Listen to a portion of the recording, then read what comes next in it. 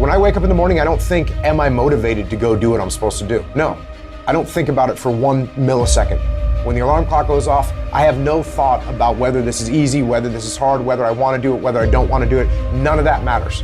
It's an emotionless, thoughtless discipline. When the alarm clock goes off, you get up, you get out of bed, and you go do what you're supposed to do. I don't care how it feels.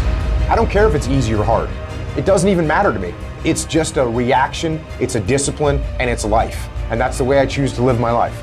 It is not what you perceive about me. It's what I perceive about me. It's not what they say about you that matters. It is what you say about you that threatens your destiny. You will never be defeated by what they say about you. You will be defeated by what you say about you. The difference between successful people and non-successful people is here. You have to change this. So if you're at a place in your life and you ain't happy with it, you have to change some things. But you have to make a conscientious decision that you're going to change. And it's not dependent on anybody else. It don't matter what your mama think. It don't matter what your coworkers think. It don't matter what your siblings think. It don't matter what your children think. It don't matter. They have nothing to do with it. This decision is yours and yours alone. Your hardships, your challenges, your situation will either be the reason you don't make it, or it will be the story you tell when you do make it. And you get to make that choice. Those of you that are achieving, one of the reasons the achievement is slowed down is you've allowed yourself to feel less desperate. When you were broke and starting your business, or when you were brand new in your relationship and you were desperate to get her to love you or desperate to get him to love you, you took massive big action. How many of you are moms in the room? Raise your hand.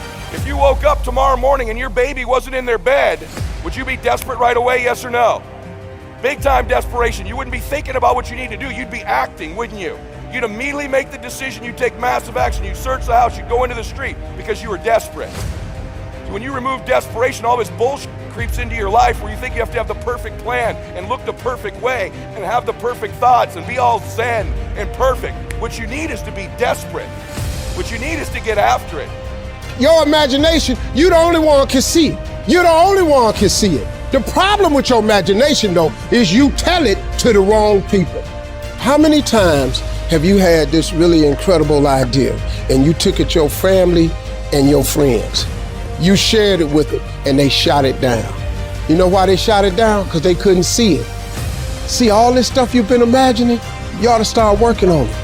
Your real life is in your imagination. Dust off your imagination and just go for it. You got to try. Quit waking up thinking you ain't got no say-so in your life. You have a choice in this matter. You can't stop what happened to you, but you can doggone sure do something about what happened to you. Life is 10% what happened to you, it's 90% what you do about it. I don't care if you have to inch your way day by day, even if you have to get down and it hurts and it's hard and nobody can see what you're really going through. If you don't quit. If you want to know something about yourself, sit on your bed one night and say, what's one thing I'm doing wrong, that I know I'm doing wrong, that I could fix, that I would fix? You meditate on that, you'll get an answer. And it won't be one you want, but it'll be the necessary one. Everything that's happening to you is God is processing. Every difficult moment you're having, He's just processing it. That's all He's doing. Everything you're going through is preparing you for what you ask God for. And if you need to be tough when you get to where you're going, then He gonna toughen you. If you gotta be more caring along the way, He gonna let you have some trials come your way that's gonna have to produce that in you. If you want to begin to move, you've got to clear your mind of all the unnecessary luggage and baggage that's weighing us down. You're going to have people to do things to you. Things are going to happen to you. And the most important thing to do is to harness your will and let it go and move so you can grow, so you can get on with your life. It doesn't matter about what happens to you. What matters is, what are you going to do about it?